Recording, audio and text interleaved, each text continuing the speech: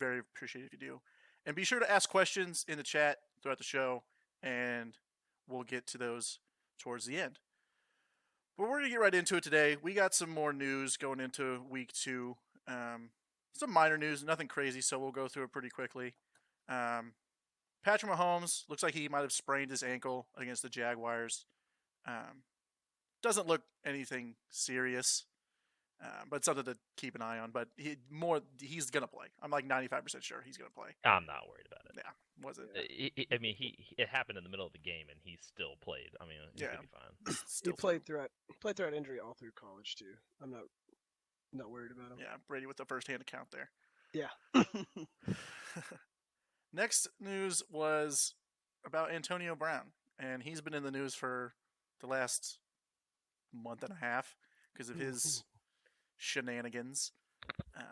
We're going to call him Brown the Clown today because he's, in our opinion, he's kind of a clown. Fantasy impact on, I don't know if you guys heard, but he does have some sort of, is it a civil lawsuit, right? I think it's a civil lawsuit. Yes. Some sort of sexual harassment. We're not going to get into the details of that. We haven't heard anything if he's going to play this week. I think they posted. They posted today. I'm pretty sure of him in pads practicing. So I would say that he's probably going to play this week. I could see if he doesn't, just because the Patriots came out and they also stated they take this thing seriously. I really think it's gonna be pretty. You're gonna have to kind of wait probably to hear about it until the end of the week, and that's when we'll know what they're really gonna do. Yeah, I think he plays. I don't think this is gonna. I think the NFL's tired of hearing about Antonio Brown. Honestly. Yeah. I don't think they're not gonna look at this, but I don't know. They don't seem to be as urgent as they've been in the past with stuff like this. The other thing is Patriots don't need Antonio Brown for the Dolphins. So. Well, no, I think Brady, if you suited up for the Patriots, I think you'd play. Yeah, I think you should fly to Miami and just walk in like you own the place and let him play center. Like, you're probably right. All the backups will get a chance. Oh yeah, everyone's playing. If there's something else that happens, you have to keep an eye on it. But I don't know. We don't know. We know as much as you is the other big thing. All right, and probably the biggest news of the week, I think, is Hunter Henry. He broke it, right? He broke his tibia plateau. I don't even know how to say it. But he messed up his knee again. And did he get put on IR immediately? I don't know. That's not something that's easy to come back from, and he's going to be out for a while, if not the whole season, which sucks. He's such a promising player. Yeah. He had a lot of potential. Okay, I got it. You got Sidelined 4 to 6 weeks. 4 to 6 weeks. Okay, so that's not as bad as I thought. Yeah. That's not too bad. That's not awful, but still, no. Another injury to Hunter Henry, not what you want to see. That means more Keenan Allen there. But yeah, that is Keenan Allen. Mike Williams is playing though, right? Or is he? I don't know. I think he's probable. He's probable. With the Hunter Henry thing, I mean, he still played 90. I mean, he still had 91% of the snaps that he was in. I mean, that's. I mean, when he comes back, he's still going to be a major player. I think for the Chargers, and I think he's going to do fine. And it's just going to be getting over, of course, the injury. So in the future, I'm not too worried about it. But of course, right now in a redraft league type of situation, obviously you need to be looking for another tight end. Yeah, if you have Hunter Henry, you're going to need another tight end. Look to make a move there. Probably a free agent is probably the best way to go. You could buy low on OJ Howard. You could. A lot of people have dropped OJ Howard, and I still think he's a top 5 tight end. I don't think that week 1 awful offensive display. You mean the week where Jameis was actually trying to lose the game? Yeah, I agree. So was OJ Howard. We'll get into we'll get into matchups and talk about what's going on with each team here in just a little bit. Well, I guess a little bit. We're just gonna get right into it. I was like, that's all the news. I thought there was one more, but I missed it. I thought there was another thing, but we're good. But yeah, we're gonna do matchups. There it is. All right, thanks, Sean Griff, for the follow. Appreciate it. First matchup is going to be for tomorrow night's game, which is the Buccaneers versus the Panthers. Over under of 49.5, and the spread is 6.5. We're not going to talk about a lot about spreads. We're talking more about the over/under on here. I think that's very high. That's way too high. I think I'm taking the Yeah. under on that 100% of the time. I think Carolina alone could score 30, but I don't think the Buccaneers could score 20 points. Both that's the case. teams struggled offensively in their week 1, except for Christian McCaffrey. Yeah. I mean, like, obviously, Everybody what else. happened to Buccaneers happened with the Buccaneers. It was apparent if you watched the game. Jameis Winston just basically just played horrible. And then the Panthers, I mean, Cam Newton and the receivers really didn't do that hot. If you watched, I mean, it really wasn't. It was literally the CMC show. So I think I'd probably agree with you and take the under that, but I'd also say that the Panthers are definitely going to win that game, in my opinion. Yeah, I would take the Panthers unless somehow in the short week that they have, the Buccaneers can figure out what they're supposed to be doing on offense, and if Jameis Winston can figure out he's not supposed to throw to the guys on the other team, then they might have a shot. But as of right now, I'm going with the Panthers as well. Next Panthers notable defense. game. Oh. Well, what did you know? Panthers defense is available in a lot of leagues. That could be a Yeah, streaming he's defense. gonna. I There are gonna be some turnovers. 100% think Jameis Winston will throw at least one interception or turn the ball over in some sort of fashion during that game. Next notable game, we're going to talk about the Cowboys and the Redskins game. Over under 46.5, and they have the Cowboys by 5. I'm surprised it's only by 5. I thought it would be higher than that. Yeah, I mean, if you watched the Cowboys last week, granted, they played the Giants, but if you watched the offense last week with Dak Prescott and the receivers and how well they connected, if that continues, I don't think any team in the NFC East is going to even put up a shot against them. And their defense looked just as strong as well. I mean, of course, at the end they gave up a couple stuff, but the Giants do have players like Saquon, Evan Ingram, who make good and are good players. Mm-hmm. But if you watched the Cowboys last week, I could completely see that this is a high-scoring game, honestly, and I could still see this being an over game, but I am 100% fulfilled that the Cowboys are going to win this game. Yeah, I agree.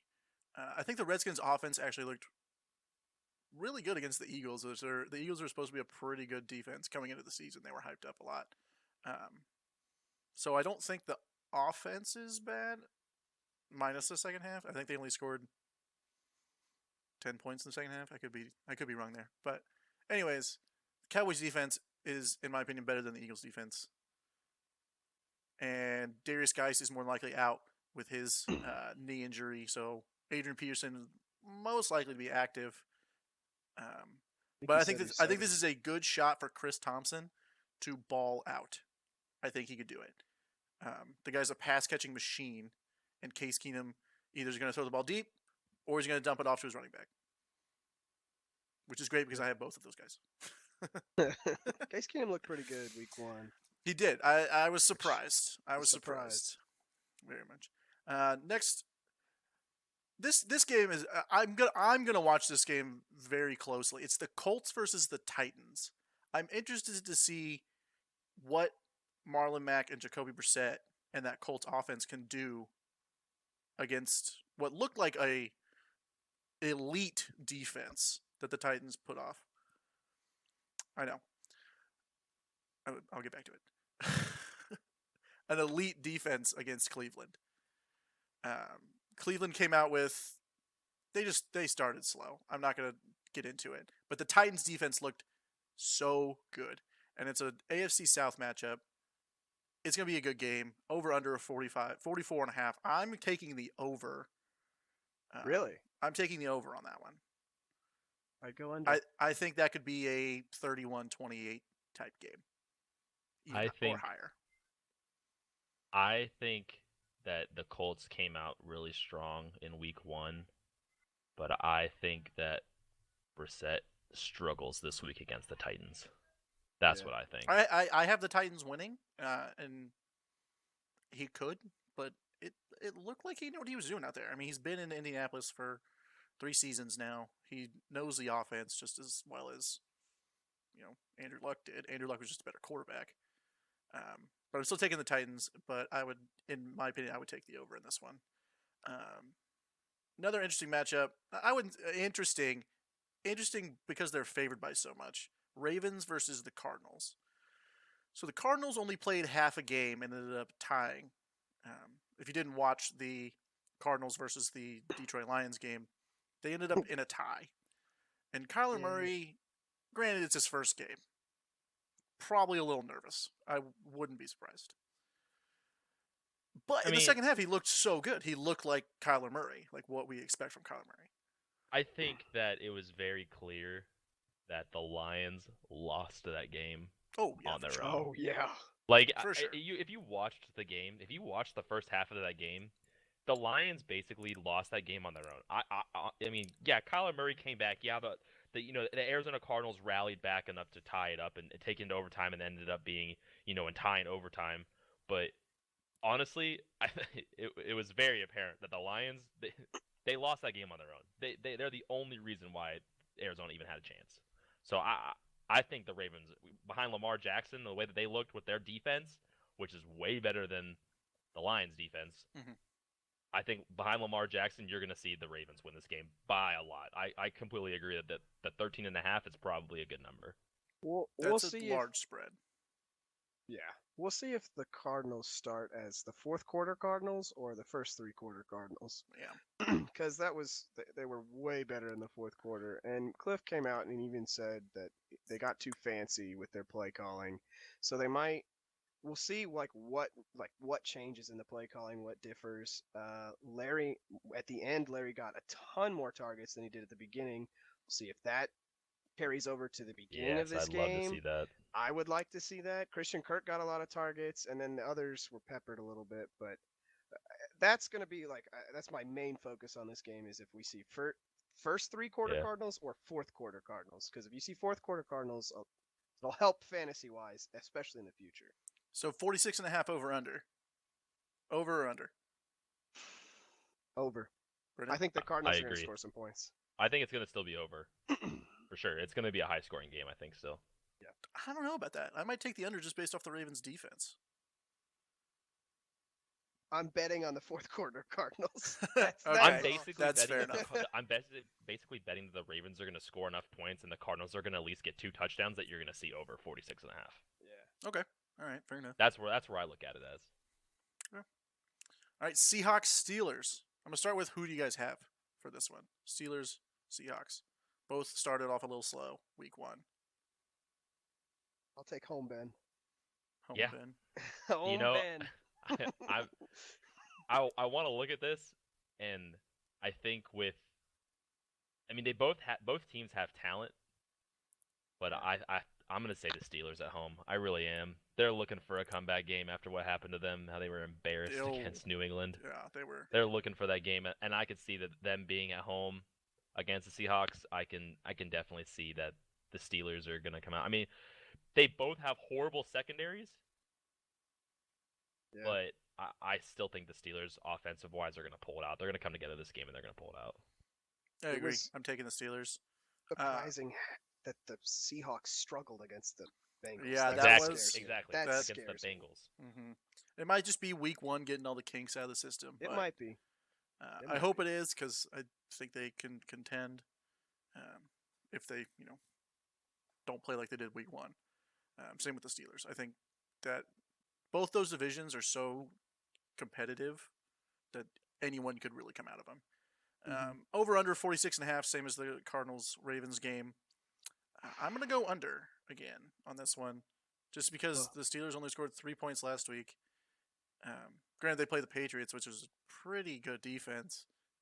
And then the Seahawks kind of underwhelmed, only scoring 21 against Cincinnati. How about take the under? Both offenses underwhelmed. Yeah. I would until agree. you see something different, I wouldn't go with anything over something that high. But the Steelers are favored by 4 points. I would agree that this could be a field goal game for sure. Yeah. Next game is Battle of New York. A Battle of New York. The Bills are back at MetLife Stadium for 2 weeks in a row, going up against the New York Giants this week. It's kind of like the same thing with the Cardinals. The Bills played like garbage week 1 first half, but then they're down 16-0 going into the fourth quarter, and Josh Allen decides he wants to actually play quarterback correctly, and how he probably should just be able to play quarterback all year, and leads them to a 1-point win. Yeah, I think the Bills pull this one off, and I think they show out. I think they could score 30-plus points in this one. Yeah, I think you could see some fantasy value on John Brown, Devin Singletary this week for the Bills. The Giants didn't look great, Are you? especially If you have defensively. Frank Gore, or would you start Frank Gore in your I'd flex? start. No, I think Devin Singletary Devin Singletary. starts really going Yeah. this week. Start Saquon, start Evan Ingram. Any other Giant, bench him. Don't worry about him. Yeah, bench him. Over under 43.5. I'm going to take the over, just because I think the Bills can score some points, and I'm going to bet on Saquon. I'll go over. It's so low. It is really low, which is why I would It's probably low, that's agree with why, you that yeah. it could definitely go over that. But then the Bills by 2 is the spread. I don't know. I think the Bills cover it. I don't think this is yeah. another 1-point game for them. Yeah, I don't think so. I think either. they need to come out on firing on all cylinders and showing that they're a competitor. Someone's got to show some competitiveness in that division for once in the last 20 years. Right? Please. Yeah. Next up, we have the 49ers against the Cincinnati Bengals. Bengals came out looking really good. They lost, but I was very impressed with Zach Taylor and that new offense. Andy Dalton looked like the red rifle of old. Yay. And you guys saw John Ross went off. Thing is, I don't think that's going to happen again. I don't. He's gonna get his touches. He'll get his targets, but the Niners defense I think is better than the Seahawks defense at this point in the season. Better secondary. Secondary, yeah. The secondary played so well against Tampa Bay. Granted, they played against Tampa Bay, but I mean, they played so good against Tampa Bay, but you have to also think that Jameis Winston was literally throwing the ball to them. Yeah, they had two touchdowns returned, right? Yeah, or 2 INTs returned. And I mean, it wasn't even like they went and made a play for their picks. It was literally Jameis Winston throwing them the ball and OJ Howard giving them the ball. So that's what we saw out of that. Yeah. Over under 45. Brennan? Over. I like the offenses. I would say over. I think you're going to see offenses. I would go over as well. But the Bengals are actually favored by 1.5 points. I think they cover. Really? I'm impressed with the Bengals. I think their offense. If Joe Mixon doesn't play, does that change your answer? No, I don't think it changes my answer either because of Giovanni Bernard. See, I'm taking the Niners in that one. How well that he has played in the past behind Joe Mixon, like last year. I mean, think about it, when Joe Mixon was out. Giovanni Bernard I'm pretty sure he had 2 touchdowns a week that he played. I mean, he shows and he proves that he can be a running back that the Bengals need him to be. Plus, he's their main pass catcher in the backfield, and I think that's going to really help him, especially with Andy Dalton looking a lot better. Yep. Yeah. I'm just going to take the Niners in that one. I think their defense is better, and I think they have a better quarterback. But Andy Dalton did look good. Next up, Chargers-Lions. I think this is one of the easier pick'ems we have this week. I think I'm just going to say it for all of us, we're all taking the Chargers on that one. Yep, pretty much. Minus the Hunter Henry injury.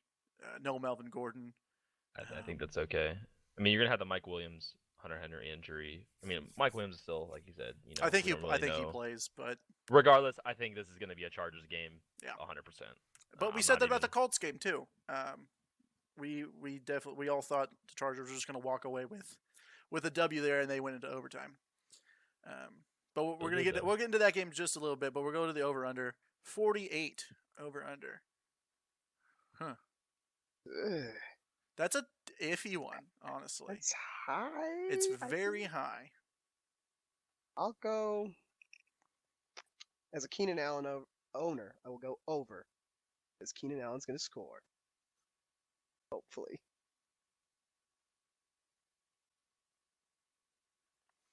I agree. I think I'm going to go the over as well. That's hard though. Yeah. I can see the Lions not scoring. That's the. Yeah, I could. Keenan Allen, Austin Eckler. I think it's going to be a lot of points. I could see that being the over, for sure. Because I mean, the Lions do have some. T.J. Hawkinson looked really well. Marvin Jones and Kenny Galladay still got the ball. I mean, don't get me wrong. We saw Kerryon Johnson kind of struggle a little bit, but the bowling ball, C.J. Anderson was right there too. I mean, they're going to get points, and I could see that definitely being an over. All right, Vikings at Packers. Brady, can I guess who you're taking in this one? Sure. You're taking the Vikings in this game. Who I think's gonna win? Yeah, Yeah, I'll take the Vikings. that's what I thought. I'm also taking the Vikings. As you guys also see, I'm rocking the Stephon Diggs jersey, who did not play well week 1. Hopefully he bounces back week 2. Brendan, you taking the Packers after that amazing display they showed last Thursday? Well, we're not even going to talk about the high school football game that we watched on Thursday night last week, okay? But all I'm going to say is Dalvin Cook. Yep. Yep. That's where we're going to leave that one at. That's the difference of the game. All right. Another interesting matchup, I think, this week is Jaguars versus the Texans. Now, the Texans looked phenomenal against New Orleans. They should have won that game. It's a lot like what the Lions did. Like, they lost that game themselves. But the offense looked incredible. Sean Watson, outstanding quarterback. Yeah, isn't even a question. I mean, the Texans should win this game without a doubt. You know, Minshew back there instead of Foles because he got hurt. I mean, yeah, he did well and proved well, but is he really going to show up against another team like the Texans for a full game that he has to play? Is he really going to play up to the standard that he needs to, coming out of the the backup role like that? I don't know. I don't buy in on it. I'm all in on the Texans for this one without a doubt. Yeah. The obvious one: Patriots at Dolphins. Yeah, we're gonna move on. We're going with the Patriots. Play Patriots, sit Dolphins. Yeah. Wait, Fitzpatrick though? No. Fitzmagic this time around. I don't think Fitzmagic is happening this year. Nah, it's not. Especially with that hard of a that tough of a schedule. If you have any player for the Patriots, whoever plays the Dolphins, you should play them, no matter what. Every single week, if they're playing the Dolphins, play them. Are you sticking Rexy in your flexi? That's viable. You don't have a big option, I would. If you have it and it's available, I think I would do it. Mm-hmm. All right, let me ask you a question. Are you going Terry McLaurin or Rex Burkhead? Rex Burkhead. I think I would also say Rex Burkhead here, just because they're playing. What if you also have James White in your other flex position? Well, then I don't think I would start both. I think I would give I would give it to McLaurin there just to see what he does, not to start both. Yeah, I agree. Next matchup, it's a very interesting. It shouldn't be an interesting one, but the Raiders played really well on Monday night. Chiefs at Raiders. I want to talk about the over/under on this one because it's the highest one of the week at 53. We know how high-powered the Chiefs' offense is. No Tyreek Hill. Hopefully, Sammy Watkins, the Lizard King. Brady's hoping for another career Round day. Round 2, baby. Round two. I mean, who do you guys have in this one?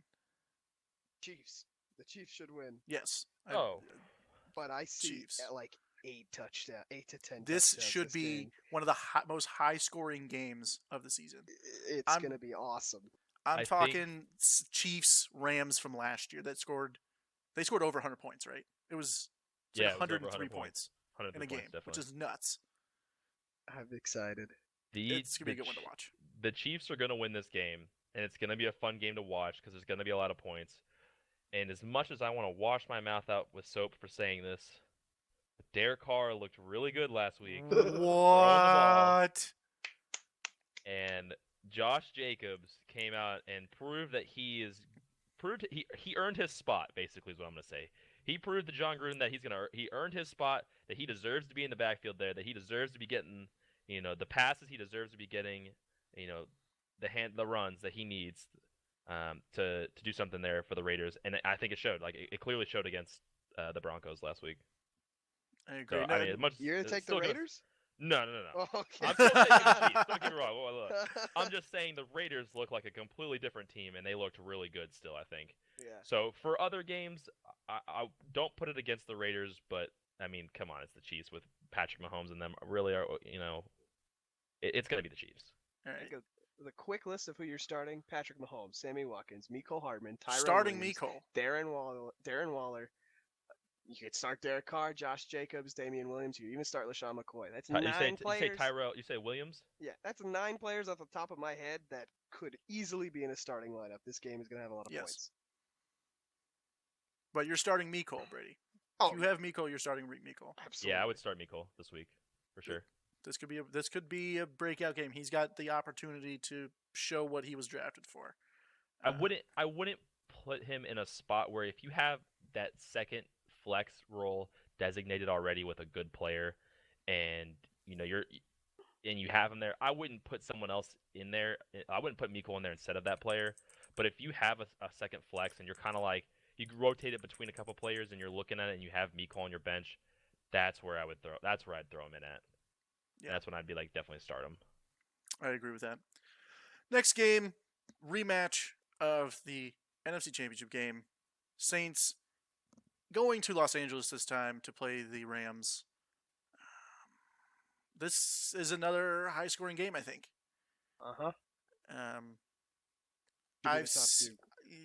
Top two guys I'm starting are Alvin Kamara, obviously, and honestly Michael Thomas, above like Todd Gurley. And Breeze was looking at Michael Thomas every play. Every time he ran around, he was looking at him. And the Rams defense didn't look that great against Carolina. They've got some issues in their secondary, I think. Losing LaMarcus Joyner definitely hurt their secondary. So those are my two big starts for the Saints. The Rams are actually favored in this one by 2.5. But that's crazy. I could see this being another field goal game. And with an over-under of 52.5, I'm also going to take the over on that because this should be another offensive explosion. Yeah. A lot of points. Alvin Kamara looked really, really good. Michael Thomas looked good. It's crazy. The Rams were the team that didn't look great because of Jared Goff, but I think he turns it around at home. All three receivers. Yeah, $110, $110 million. All three. I'm not worried about any of the three Rams receivers. Todd Gurley he's still got the bulk. What, over 50%? Or no, over 50 snaps, right? He still had the bulk. He didn't get the goal line play, but this is my take on how Todd Gurley is going to affect this game. The Rams played Carolina last week. If you watched that game, it was very apparent that the Rams were going to win that game. Yeah, granted, you saw Carolina come back because of CMC basically putting the whole team on his back once again. But the Rams were going to win that game. And I think that it was pretty easy early on for Sean McVay to see that. And I think he was like, you know what? We're not going to overwork Todd Gurley. They want to keep him healthy for the end of the year. And I think that's why they took him out for some of those plays.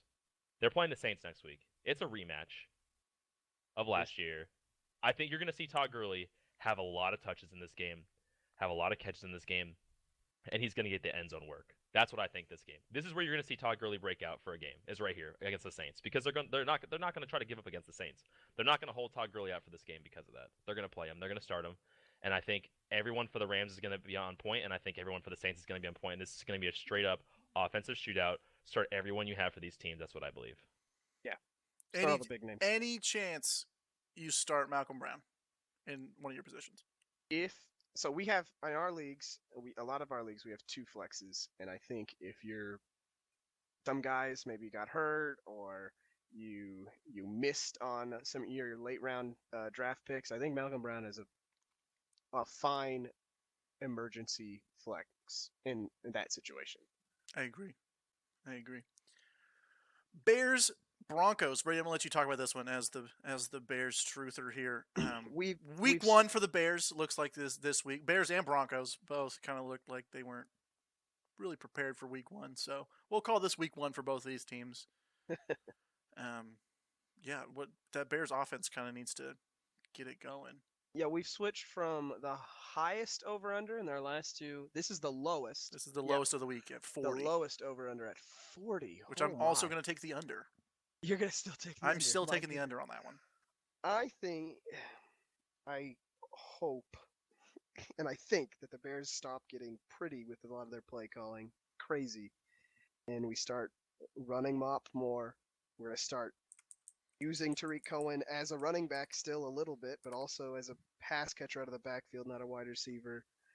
A-Rob is the only person who I can confidently say you should start him this week, like if you need to. So you're not starting David Montgomery?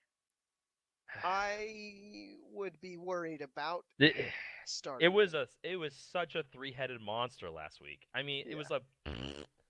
it was like you literally just like every other snap, it was a different person in there for every other drive, and you were just like you never knew who was playing, who was starting, who was doing anything. And watching the Bears offense play last week was just it hurt. That game hurt to watch as a football fan, and I hate the fact that that was the first game of the year because it put a salty taste in everyone's mouth going into the weekend. But I'm gonna take the under. I agree with Alec. I'm gonna take the under on this. I mean, watching Trubisky not hit the broadside of a barn with his throws was just ridiculous. And MVP Joe Flacco didn't look that much better either. So, oh no, yeah, I really think that the 40 over under here is rightfully there. I'm gonna take the over. I'm gonna take the over. I think the Broncos figure it out a little bit. I think the Bears score on defense at least once. That's the one thing that looks good with the defense. I think the Bears. I think they simplify. That was too much for Mitchell. There was too much going on. They simplify. They get a more of a simple version of their offense. Like that was too much week one. They need to take a step back and then get to that point later, maybe. And they're going to move the ball. The Bears are going to move the ball. I mean, Broncos had Vic Fangio was the defensive coordinator in Chicago last year. You don't think he knows how to fluster Trubisky a little bit? I think we're going to see a bigger Matt Nagy fix than a Vic Fangio getting in Mitchell's head. Okay. Yeah, I would agree. Yeah. We'll come back. We're going to come back to that game in just a little bit. Next up, we have the Sunday night game, which is the Eagles versus the Falcons. I know we don't want to hit on every over-under, and we've done it a few times in a row, but this one seems really high for me. 51. That seems incredibly high. Granted, the Falcons came out and looked like they didn't know how to play football. Their offense couldn't score, and their defense couldn't stop the run. And the run for the Eagles went off. All those players Darren Sproles, Miles Sanders, Jordan Howard, all had no problem running the football. I'm taking the Eagles in this one just because the Falcons have offensive line issues and their pass rush is absolutely non-existent right now. But yeah, that seems high. Does that seem high to you guys? No. No. It does and it doesn't. Like you can go, Brendan. It really does seem like it's high, but at the same time it doesn't because it's Matt Ryan and he's got Julio Jones and Calvin Ridley and there was some Freeman struggled a little bit last week I think, but I think playing the Vikings defense played really well, and I think playing the Eagles that he could shine against the Eagles. Then again, the Eagles, I mean they played the Redskins, but the Eagles, Carson Wentz came out and all of the players for the Eagles kind of stepped up too. So I could definitely see the 51 over for sure here. I could see that. I think we saw preseason week 5 from the Falcons the whole game and then the Eagles for half their game. Yeah. I think these offenses should be top tier offenses. The Eagles showed that the Eagles showed that they can be, and they did in the second half. I think the Falcons are going to take a deep breath. We're not going to panic. We've got Julio Jones, Devontae Freeman, Calvin Ridley, even Mohamed Sanu is a good receiver. Matt Ryan's a great quarterback. So I'm going to take the over, betting on that their offense turns it around. Well, speaking of, you say Julio Jones, Matt Ryan didn't really target him in the red zone other than the one play where he actually scored a touchdown in week 1, which is abnormal for Julio, but wasn't really targeting him other than that one play. Wasn't even looking at him for that matter. He had 7 or 8 targets. That's low for him. That's low. That's low for a player like Julio. Like he needs to be getting like 10 to 12, if not. He had 11. He had 11 targets. He had 11 targets. All right. There were some weird ones. And only 6 receptions. So yeah, it was a weird game for the Falcons. I think they turned it around.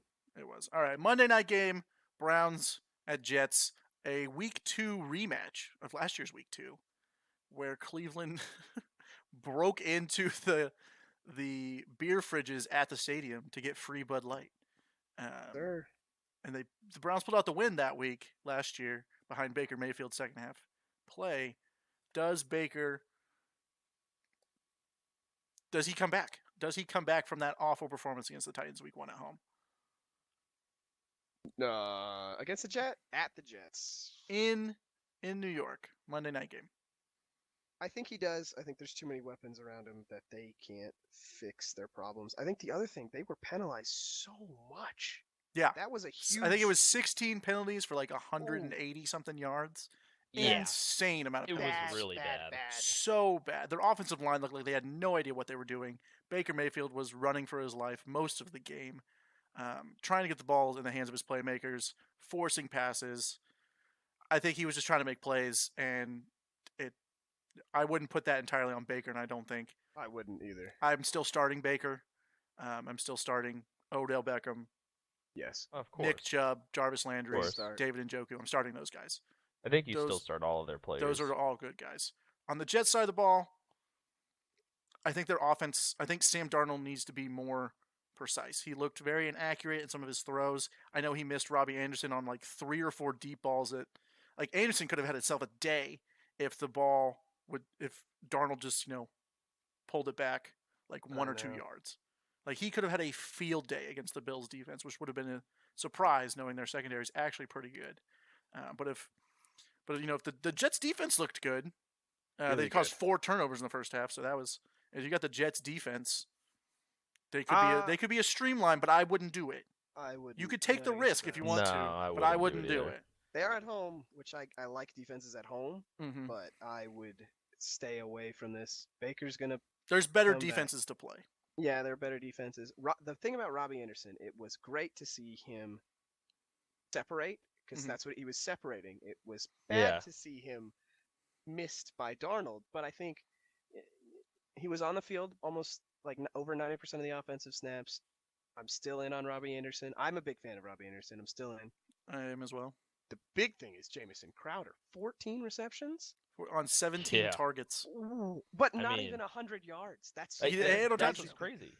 Like, why even worry about a receiver who's going to get you all the yards and the touchdown if he's going to catch 15 passes a game? You know what I mean? Like, if you're in PPR league. PPR, you're playing Jamison Crowder. Yeah. That's what you're going to do. I'm doing that in one of our leagues. That's what I'm doing. You're going to pick him up. He's on some benches or some waiver wires. He could be available. Yeah. He was on the field for 90% of the snaps, had 17 targets, 14 catches for 99 yards. No touchdowns, but PPR monster right there. Finished as wide receiver 12 on the week in week 1. Absolutely insane. Can we talk? I want to hear you guys' takes on Le'Veon Bell as well after last week. I mean, he played 100% of the snaps. He got 17 attempts for 60 yards. He got 9 targets. He got 6 of those for 32. The touchdown, and he got the 2-point conversion as well. I just want to see what do you guys feel like? He just came back. That was his first game back. What were your guys' thoughts on how he played? I'm excited about the volume, and I think as the Jets progress this season, they will get better. And I think if they're getting better, if Le'Veon gets better, they'll get better, and if they get better, Le'Veon gets better. So I think as this goes throughout the season, I'm very excited. Very excited. I am as well. I think he could have a phenomenal year in New York. Yeah, RB1. Yeah, I think for sure, definitely and locked and loaded that one. I believe he could pop the top 5. He could, definitely. I think he gets more. I think he starts seeing the ball more attempts-wise on the ground here in the coming weeks. 16 or 17? 17 total. I can see him getting 5 or 6 more. Yeah, but he also had almost 10 targets too. So I mean, that's they were getting him the ball, which is good. I think he gets just more and more as the year goes on. I'm excited for Lev Bell. All right, we're gonna get into I know we spent a lot of time on that, but the main segment of the show is our starts and sits of the week for week 2. We're going to start with Mark's just because he's not here. So we're going to start with his. Brendan, you want to read his start of the week? Yeah, so Mark told me I had to read a start of the week just because it involves, my favorite player, Derek Carr. But Mark's start of the week, of course, as I said, Derek Carr. He finishes the QB2 and the QB4 in the previous 2 encounters against the Chiefs at home.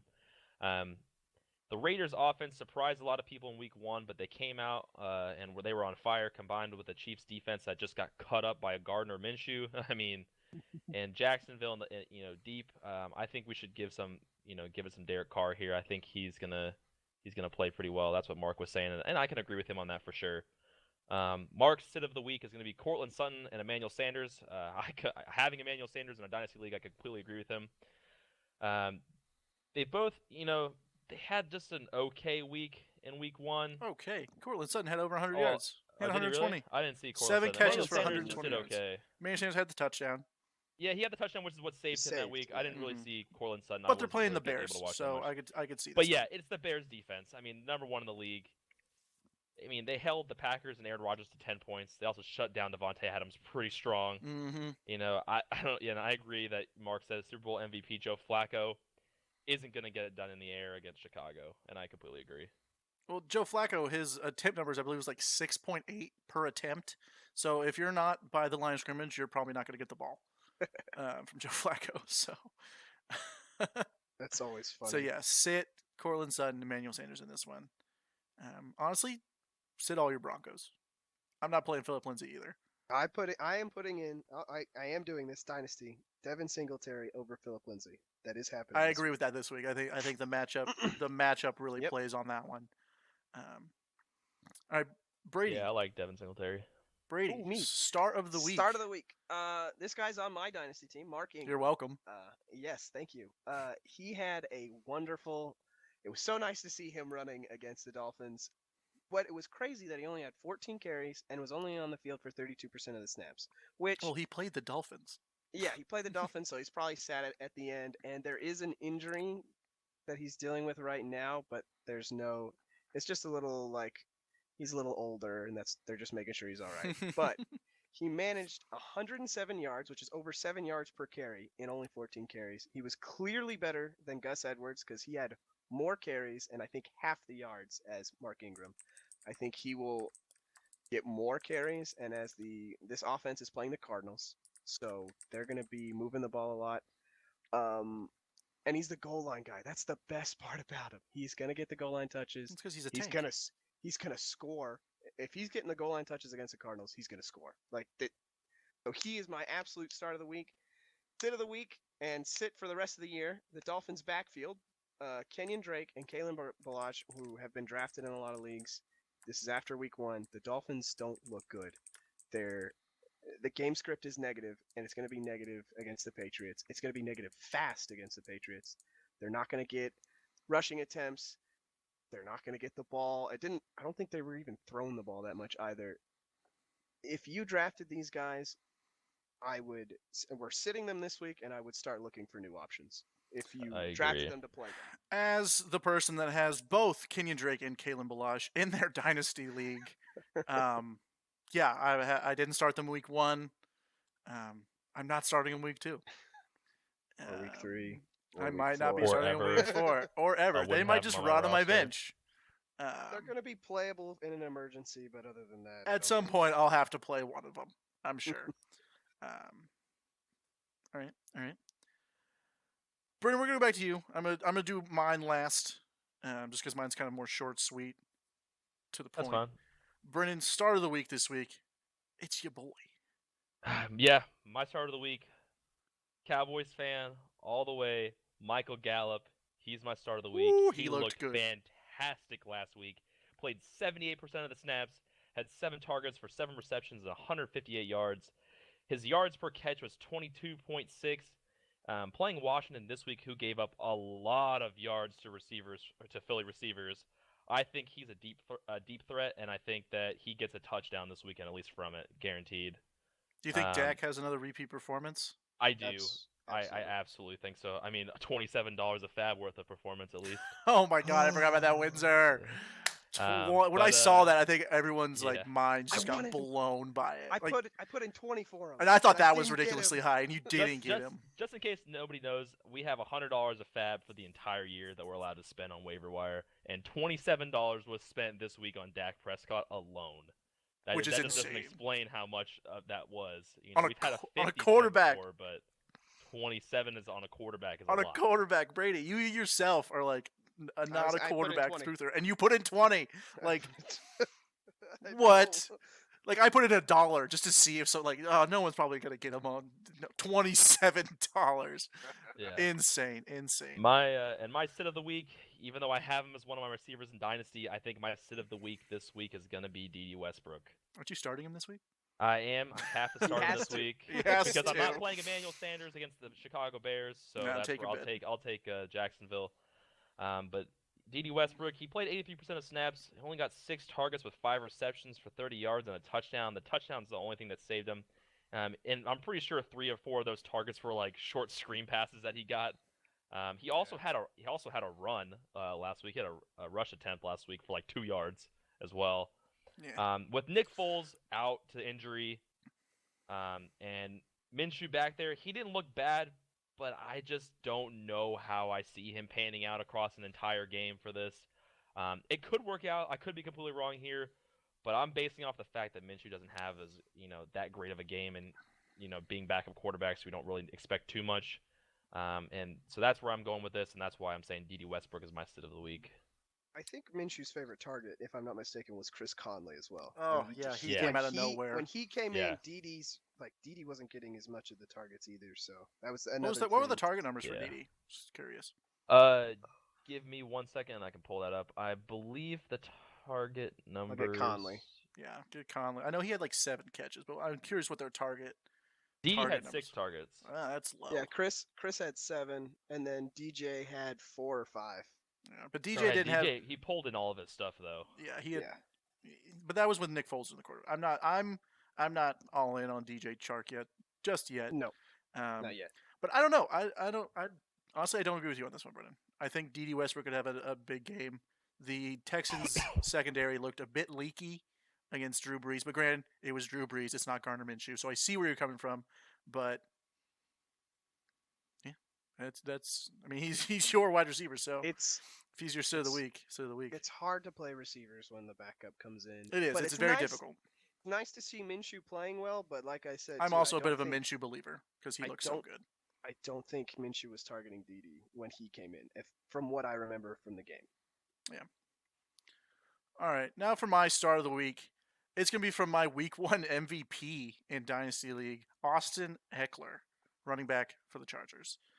75% of the snaps, had 12 carries for 58 yards and a touchdown. Touchdown actually won them the game in overtime, so that also helped me win fantasy. He was targeted 7 times on 6 receptions for 96 yards and 2 scores through the air. Mostly just screen passes, but we were watching this game and he just looked. He's a top-heavy dude. He's small, but he's a top-heavy dude. Like, it's hard to bring that guy ran through 3 guys on one play, It was insane. and scored on one of his long touchdown runs. Yeah. After a screen the first pass. one, I think. I think it The was first, I think it was the first one. Yeah, ran through 3 defenders, and he's all like 5 foot nothing. Yeah, But he he looked like a straight monster.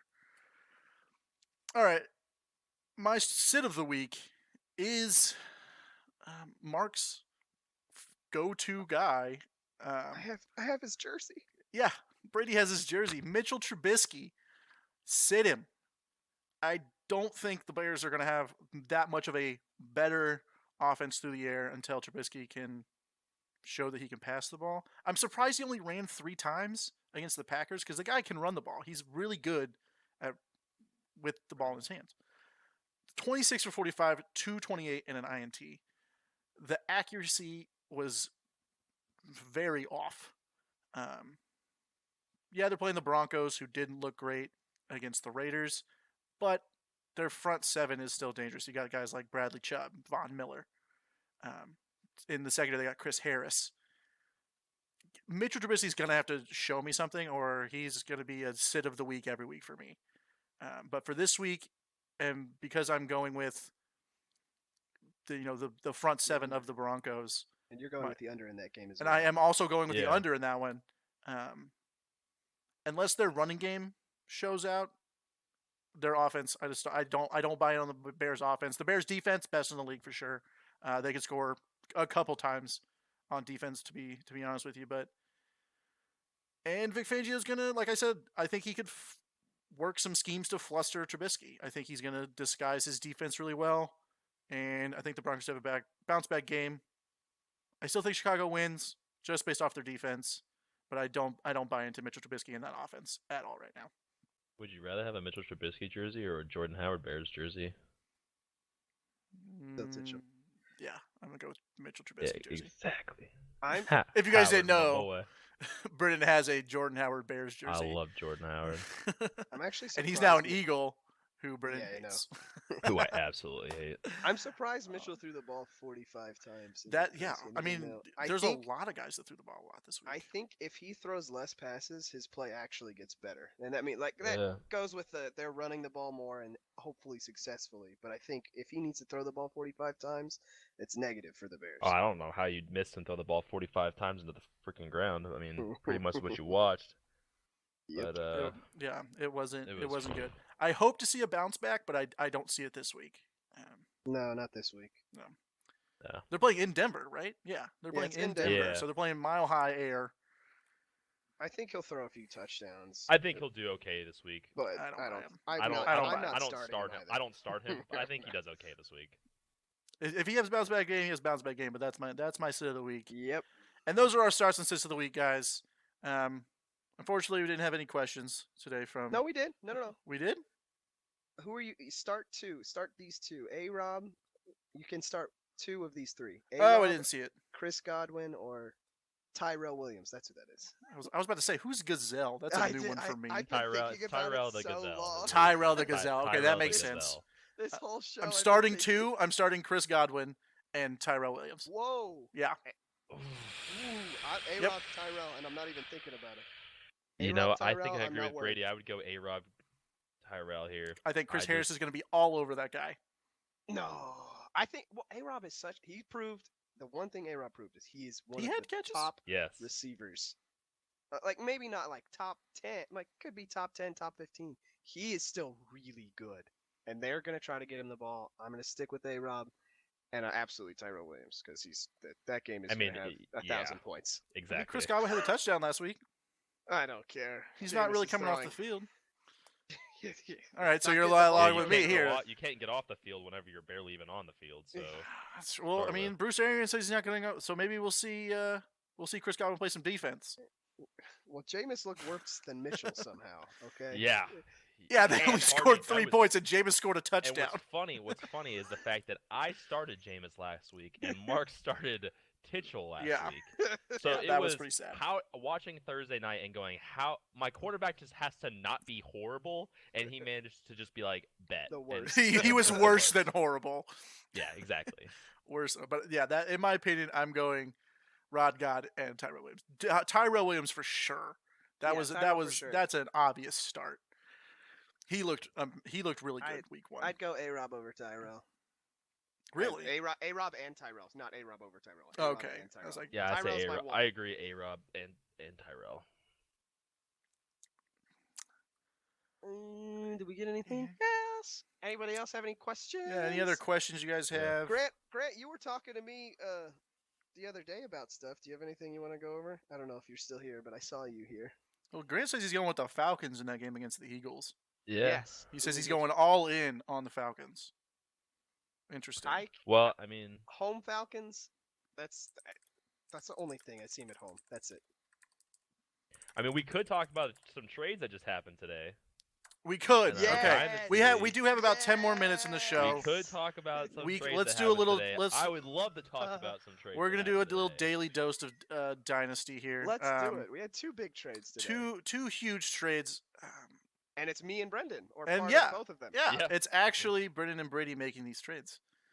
You want to pull them up? I think you can scroll down to the. I can. I got it right here. Okay. I think I can. Can't I?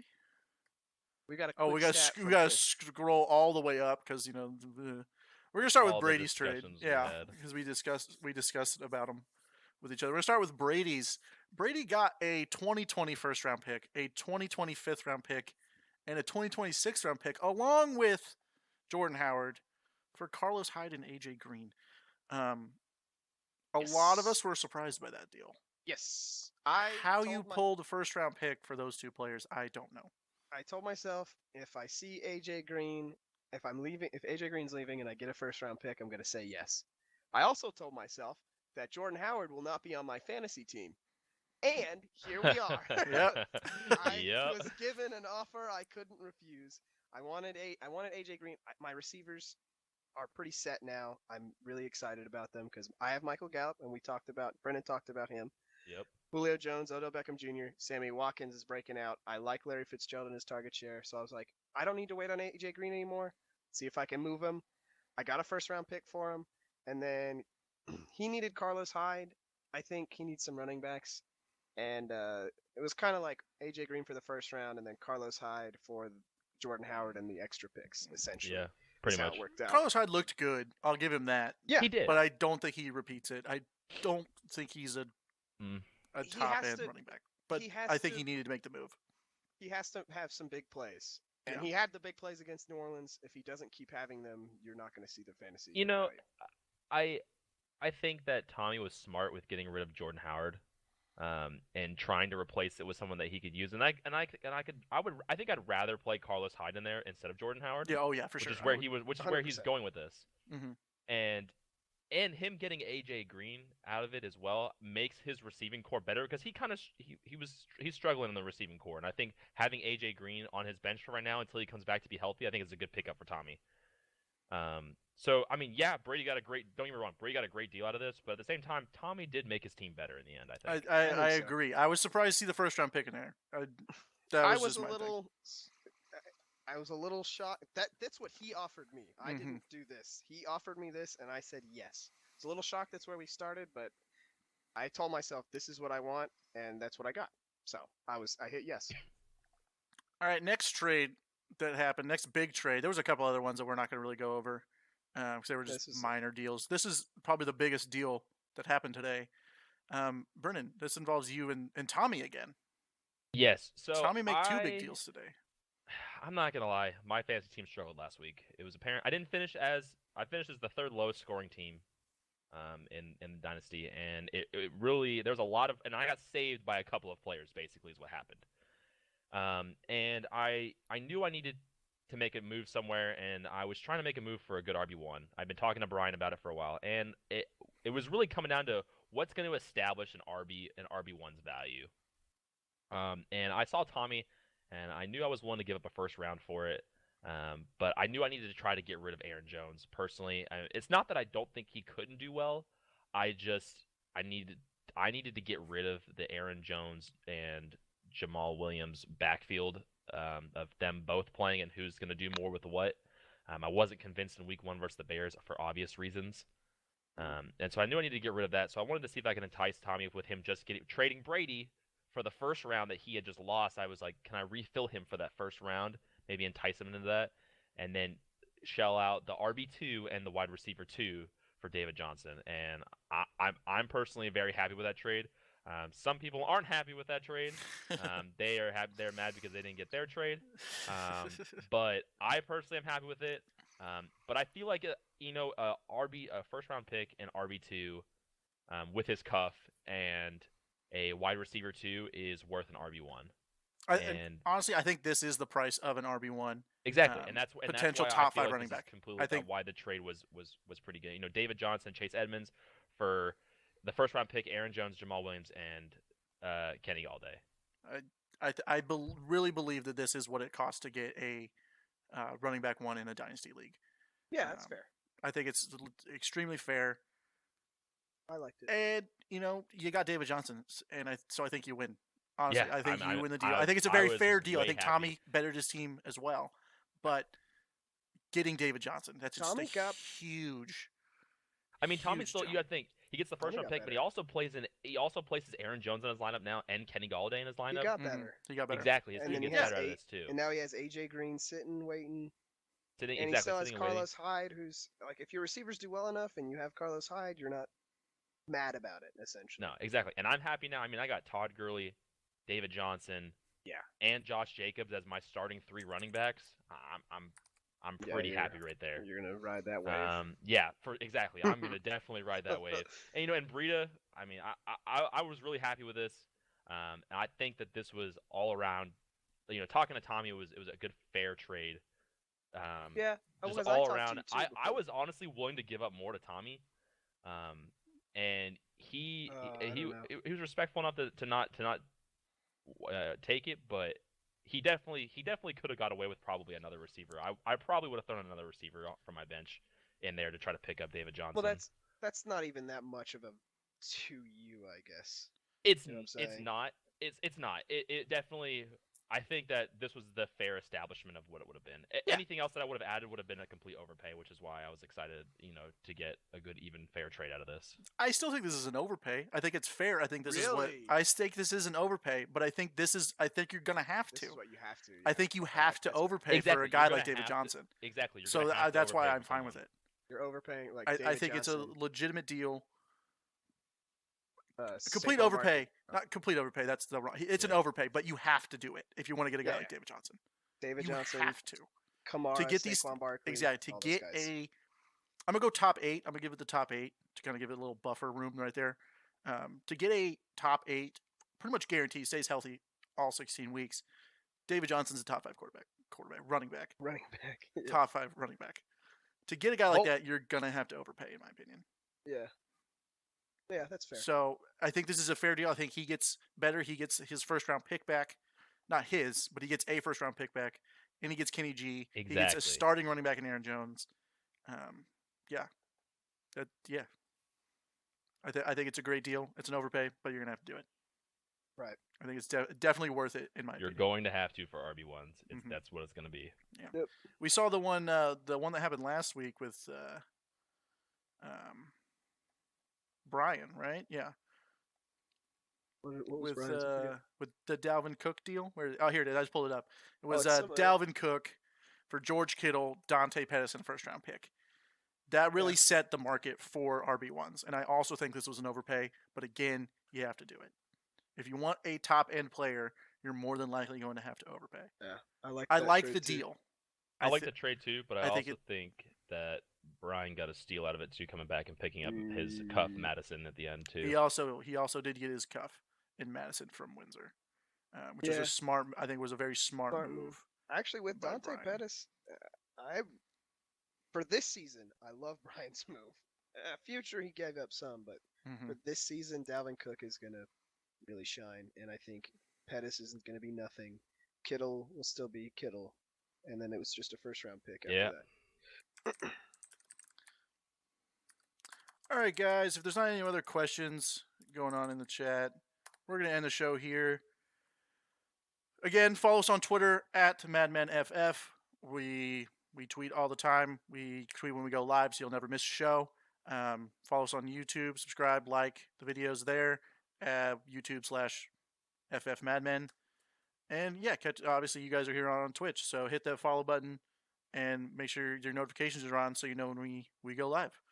So our next show will be Tuesday at 9 p.m. Eastern time. And then again on next Wednesday, same time. That's going to be the normal schedule going forward as of right now. Tuesday and Wednesday are the show days. We'll see you guys next week. Thanks for hanging out, guys. Bye. See you, everyone.